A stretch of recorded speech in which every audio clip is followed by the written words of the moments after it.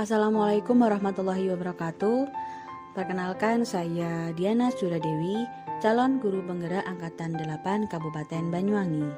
Pada kesempatan kali ini, saya akan memaparkan materi modul 2.3 yaitu koneksi antar materi coaching untuk supervisi akademik. Terdapat dua pertanyaan pemantik dalam modul ini.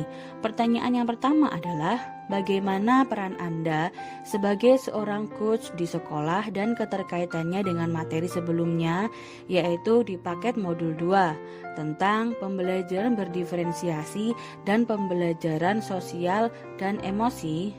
Saya akan mencoba menjawab. Pada modul ini saya mempelajari tentang coaching untuk supervisi akademik.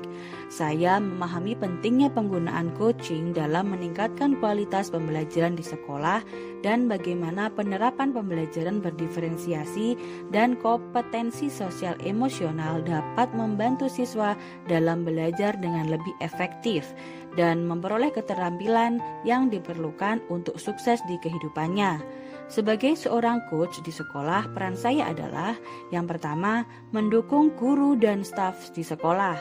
Saya dapat bekerja sama dengan guru untuk merencanakan strategi pembelajaran berdiferensiasi yang sesuai dengan kebutuhan beragam peserta didik di dalam kelas. Saya juga dapat berbagi praktek baik kepada staf sekolah tentang bagaimana mengintegrasikan pembelajaran sosial emosional ke dalam kurikulum dan praktek sehari-hari mereka.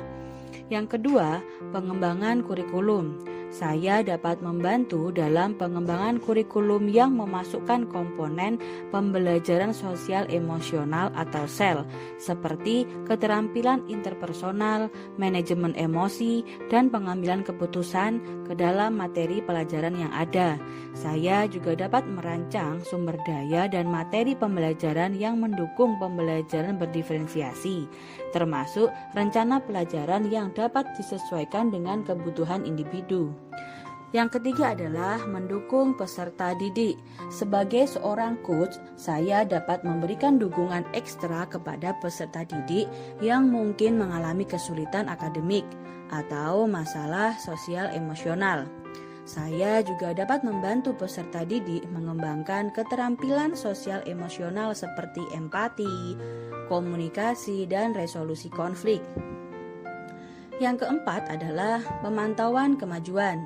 Saya dapat membantu dalam memantauan kemajuan peserta didik dalam mencapai tujuan pembelajaran mereka, baik dari segi akademik maupun sosial emosional, dan juga dapat memberikan umpan balik kepada guru dan staf tentang efektivitas strategi berdiferensiasi dan implementasi pembelajaran sosial emosional.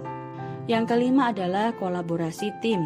Saya dapat bekerja dengan tim, dengan guru, konselor sekolah, dan staf lainnya untuk mengidentifikasi peserta didik yang memerlukan perhatian khusus dalam hal pembelajaran berdiferensiasi, dan sosial emosional dapat juga menjadi penghubung antara berbagai inisiatif dan program yang berkaitan dengan pembelajaran berdiferensiasi dan SEL di sekolah. Dengan peran saya yang mendukung guru dan staf sekolah, saya dapat membantu menciptakan lingkungan belajar yang inklusif, mendukung pembelajaran sosial emosional peserta didik, dan memastikan bahwa pembelajaran berdiferensiasi menjadi lebih efektif dalam mencapai beragam kebutuhan belajar. Ini akan berkontribusi pada pengalaman belajar yang lebih baik bagi semua peserta didik di sekolah. Pertanyaan pemantik yang kedua adalah, bagaimana keterkaitan keterampilan coaching dengan pengembangan kompetensi sebagai pemimpin pembelajaran? Keterampilan coaching dapat berperan penting dalam pengembangan kompetensi sebagai pemimpin pembelajaran. Seorang pemimpin pembelajaran yang efektif perlu mampu mendukung dan membimbing staf pendidikan untuk mencapai potensi maksimal mereka.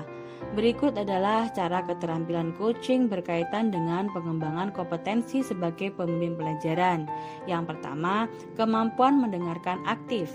Sebagai pemimpin pembelajaran, saya harus mampu mendengarkan staf dengan teliti, mengidentifikasi kebutuhan mereka, serta memahami tantangan dan aspirasi mereka. Keterampilan mendengarkan aktif adalah inti dari coaching yang efektif. Yang kedua adalah pemberian umpan balik yang konstruktif. Sebagai seorang coach, saya perlu memberikan umpan balik yang konstruktif kepada staf. Hal ini membantu mereka dalam mengidentifikasi area di mana mereka dapat meningkatkan kompetensi mereka dalam pembelajaran dan pengajaran. Yang ketiga yaitu kemampuan bertanya yang efektif. Pertanyaan yang diajukan dengan bijaksana dapat membantu staf merenungkan praktek mereka, mengidentifikasi solusi, dan merencanakan tindakan perbaikan. Bertanya yang tepat adalah keterampilan utama dalam coaching. Yang keempat adalah pengembangan rencana tindakan bersama. Sebagai pemimpin pembelajaran yang berperan sebagai coach, saya dapat bekerja sama dengan staf untuk merancang rencana tindakan yang konkret dan berfokus pada pengembangan kompetensi mereka.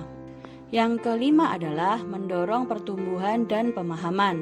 Coaching yang efektif juga berarti mendorong staf untuk terus belajar dan berkembang. Ini termasuk membantu mereka mengidentifikasi peluang untuk menghadiri pelatihan atau kursus, serta membaca literatur terkait dengan pembelajaran dan pengajaran. Yang keenam adalah menyediakan dukungan dan sumber daya. Sebagai pemimpin, saya dapat menyediakan dukungan yang dibutuhkan oleh staf dalam pengembangan kompetensi mereka, termasuk akses ke sumber daya pendidikan dan pelatihan. Yang ketujuh adalah memantau kemajuan. Saya perlu memantau kemajuan staf dalam pengembangan kompetensi mereka sebagai pemimpin pembelajaran. Ini melibatkan evaluasi secara berkala dan pengaturan pertemuan coaching yang konsisten. Yang kedelapan adalah memotivasi dan menginspirasi. Seorang coach yang efektif juga harus memiliki kemampuan untuk memotivasi dan menginspirasi staf untuk mencapai tujuan pembelajaran dan pengajaran yang lebih tinggi.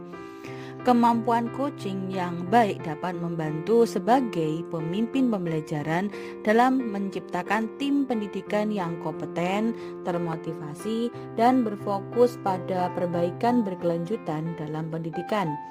Hal ini juga membantu membangun budaya belajar yang kuat di sekolah atau lembaga pendidikan. Sekian dari saya. Mohon maaf jika ada kekurangan dan kesalahan. Akhir kata, wassalamualaikum warahmatullahi wabarakatuh.